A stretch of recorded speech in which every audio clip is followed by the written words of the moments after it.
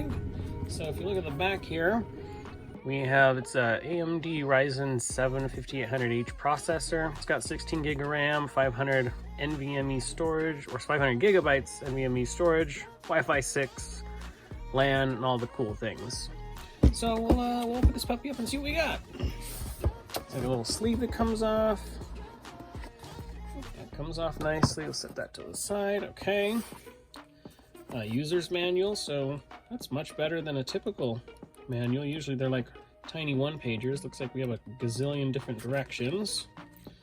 English, so page 1 and 2, 3 and 4, and a different language. Okay. A foam pad, and looks like here's the mini PC itself. That is so tiny. And like, here's my hand. That fully covers that sucker really, really well. Sometimes this is fun, and this is hard to get these puppies out. There we go.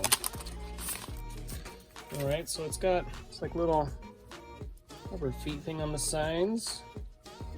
Here's the ports for this side, 2 HDMI, a USB 3, a USB 2, and a gigabit LAN with the power port. And looks like this is ventilation for that side too.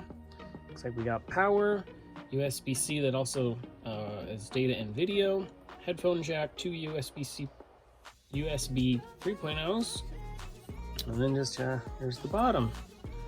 That's a nice little puppy. All right, what else we got in here? So we've got, looks like, get some of this out of the way.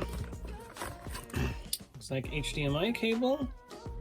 All right, I'm guessing maybe 1.5 feet, 2 feet, not too long. And a tiny HDMI cable, man, this sucker's probably like 6 inches. And looks like our VESA mount. We'll stick it on the back of our monitor if we wanted to. Screws for that, looks like a plug, and this is probably the power adapter, yep. So, there we go. There's some data to, whoa, let's get the glare out of there. Some stuff to look at, tons of different certifications up the wazoo. That's pretty cool. So, looks like 19 volt, 3.42 amps, little charger. So we'll hook this puppy up and see what happens. All right, we got it all hooked up. Let's just see if it works first time out of the gate. I have 3 monitors hooked up. Looks like she's powering on. Looks like we're working over here.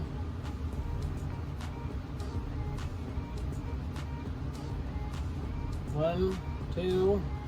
See if it's trying to work on all 3. It looks like it is.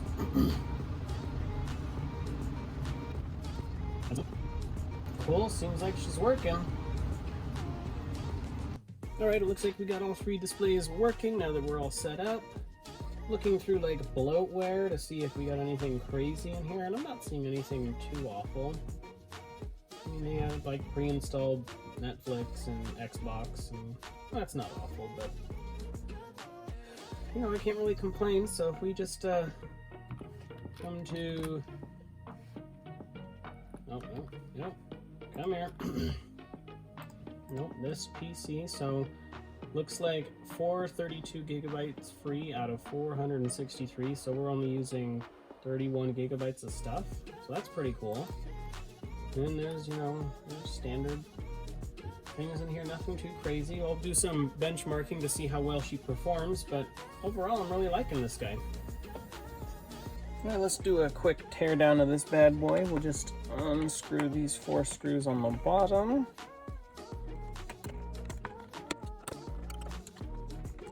And we got this little pull tab, that's nice.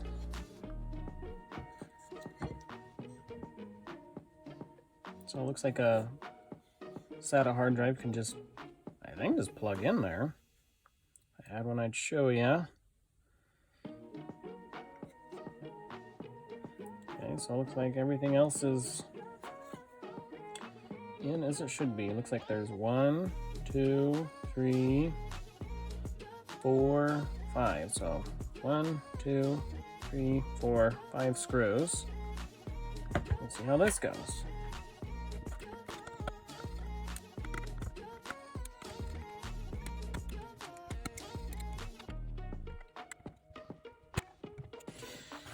Oh, looks like, so you have to take off one here, there's 2 little ones here, and then there's one here, and then this puppy comes off.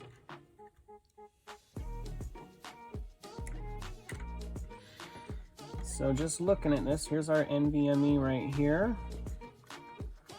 Trying to see if it has a Thyssen. Apparently that's the brand name, whatever that is. And then we have 2 chips. It's the AZW 8GB DDR4. So I believe this is an AZW motherboard. Yeah, 2 RAM slots, 1 NVMe. Okay. So yeah, that's the whole kit and caboodle. And just put it back in reverse order. So here it is on Linux Mint, just trying it out to see if it works, and all 3 monitors work, although I will say this USB one has been quite the problem. It was working when I first started it, and then I did Windows Update, and then it just totally shut off, and no matter what I did, update AMD, update optional drivers, it never came back on. What I had to do was unplug both HDMIs and the USB-C, unplug everything, and then plug in just the power. Then I had my keyboard and mouse, and then only this USB-C monitor. And I started it up, and then it caught it, and it activated it, I guess, or whatever. And ever since then, when I restart, it works. I don't know what happened. I don't know why it happened. That's annoying. The only other thing that's weird is on Windows and Linux, I can't get my RJ45 Ethernet. It just does not work. Update drivers, everything, it can't configure itself, and so it's kind of crap. But yeah, here's Linux Mint. It's nice. Oh yeah, I guess I can do that over there, but there's that. There you go. And just as a test, I wanted to see how this would do. So I got a little USB-C hub, and I plugged there's 2 HDMIs in here, and it's still running both the screens as expected. So that's kind of cool. Now I'm curious. I have an RJ45 here. I wonder if this will work.